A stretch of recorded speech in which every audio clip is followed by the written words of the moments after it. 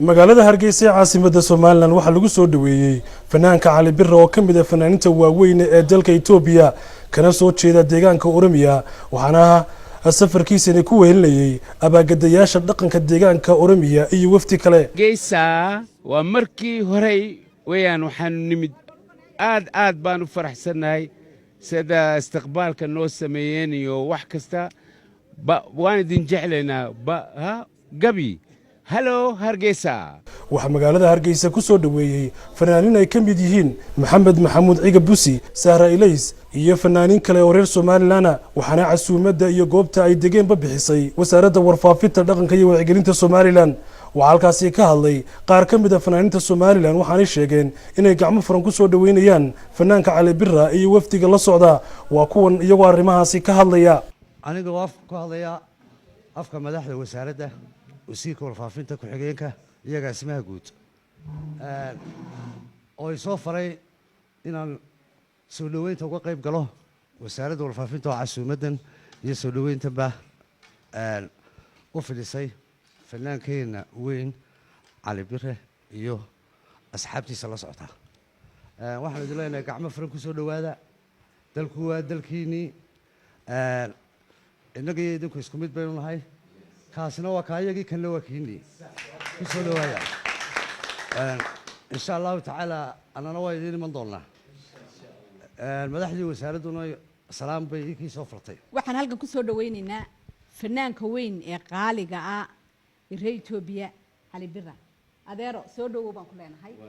waa Somaliland halkan kugu soo dhaweynaynaa waa fanaaniintii iyo odayaashii iyo abwaanadii dhammaantii waxaan ku leenahay gacmo furan ku soo dhawow. waxaan idin leeyahay haysmartiyeynina waddankana waa waddankeennii labaad keennii kalena waynu ka nimi waxaad ka dhalateen qolo qabiil ballaadhan oo la yidhaha fan iyo suugaan fanaaniin baad ka dhalateen wuu ballaadhan yahay tol ballaadhan baad leedihiin haysmartiyeynina fanaaniintii intanoo keliya kuma koobna way soo socotaa.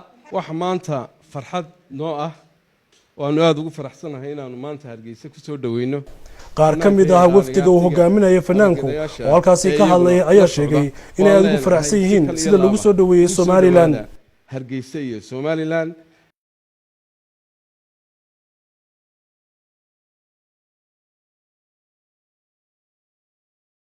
abaalkaad maanta iyo hadda ka hor baad noo gasheen 100% waan idin haynaa.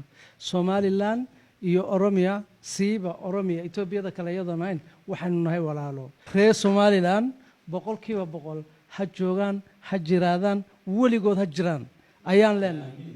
baawlisha kenya gudaabe kama Cali Birre dhawajeega wasana border raayga leelaasi kabajunu dhufaan nu taqabalaynu fidusaani ummata Hargeysa TV shacab Hargeysa TV Cairo Sani TV barbarta Sani TV galatooman thank you very much.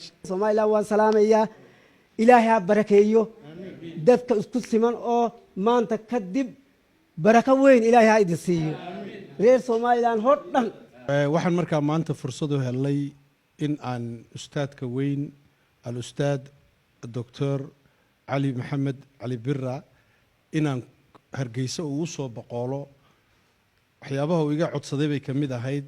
wuxuu yimiday shirkii labada qowmiyadood ee Soomaalida iyo Oromada ee lagu qabtay Jigjiga la socoteen heesii uu ka jeedina waad ogeydeen taasuu markaa u yimid. intuunan iman markaa horteed buu igu yidhi Cabdiraxmaan waxaan rabaa kolkay dhammaato inaad Hargeysa itusto. aad buu ugu hamiyay Hargeysa yani aad buu u jecel yahay Hargeysa markaa inaad saasan markaa barnaamijka aniga iyo Sahra fanaanada weyn Sahra Ilays aan ku qaban qaabinay ilaahayna noo suurta geliyay min maalin markaan wajaale ka soo galay maxaan ku raahdaa controlka immigrationka si fiican bay noo soo dhaweeyeen ilaa aan wadada soconay si fiican baan loo soo dhaweynay. waa wixii lagu yaqaan dadka Somaliland.